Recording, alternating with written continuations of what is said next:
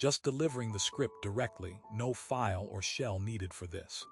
Here's the complete narration for Your Brain Lies About Time. Here's why shorts, tilde 900 words. Right now, deep inside your brain, your striatum is pulsing out a false rhythm it thinks is time, and the neuroscientists who study it admit they have no way to correct the drift. It is not a clock, it is a guess, and your entire life is being scheduled around that guess without your permission. You feel like time moves at one steady speed. It does not. Somewhere behind your forehead, dopamine is firing in pulses, and each pulse is a tick your brain mistakes for a second. Speed up the pulses and 10 real minutes feel like 3. Slow them down and 3 minutes feel like 10. You are not living in real time. You are living inside a chemical estimate, recalculated every second, and you have no way to check it against the truth. That meeting that dragged for an hour, that weekend that vanished in a blink. Neither one was really that long or that short. Your brain rewrote the length after the fact, and you believed the lie completely. Here is the mechanism, and it is stranger than it sounds. Picture your striatum as a drummer keeping a beat nobody else can hear. Dopamine is the drumstick. When you are afraid, dopamine floods the circuit, the beat speeds up, and your brain logs more ticks per second than actually passed, which is why a car accident can feel like it happens in slow motion while it is unfolding. When you are bored, the drumstick slows, fewer ticks get logged, and every minute of a dull meeting stretches out like taffy. Your prefrontal cortex is supposed to check this rhythm against reality, cross-referencing it with attention and memory. But it only checks in occasionally, like a supervisor who glances at the clock once an hour. Most of the time, the drummer runs the show alone, unsupervised, unaccountable. The researchers who map this system will tell you on record that they cannot slow the drummer down or speed it up on command. There is no dial. You cannot walk into a lab and have your internal clock recalibrated to match a wall clock because the system was never built for accuracy. It was built for survival, for reacting to threat and reward in the moment. That means the distortion is not a glitch you can patch. It is the operating system.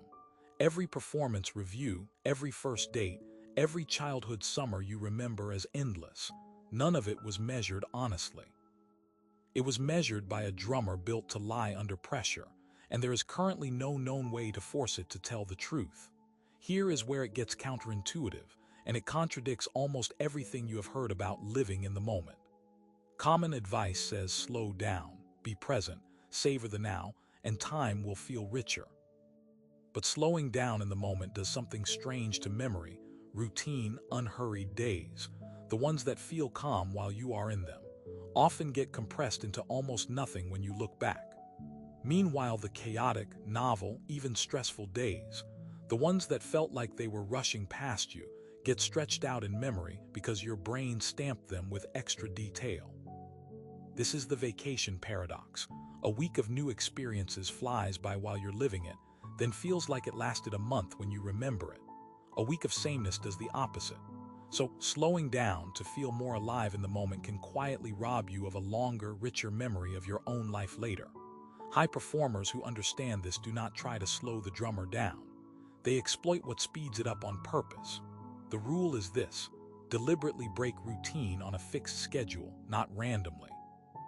Athletes, founders, people who report feeling like their lives are long in retrospect, engineer small doses of novelty on a rhythm, a new route, a new skill drilled for 10 minutes, a new person spoken to, because novelty forces the prefrontal cortex to lay down denser memory.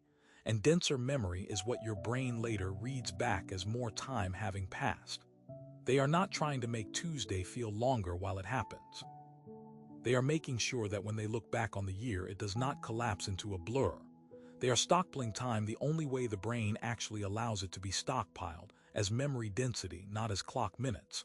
You can start tonight. Before bed, do not scroll the same feed you scrolled yesterday. Change one small variable in your evening, a different walk, a different question asked at dinner, a different order of tasks. It costs you nothing and takes under 10 minutes. But it forces your striatum to log the day as distinct instead of letting it dissolve into the identical mush of every other evening this month. Do that on a repeating schedule, And a year from now, this year will feel like it actually happened to you. But the striatum is not the only structure quietly rewriting your sense of time without asking. There is another one, buried even deeper, that decides whether an entire decade of your life feels like it mattered at all, and it is even harder to argue with. Want me to also write the alternate short form cut, the true 150-word shorts version, since this 900-word draft runs long for the actual shorts format?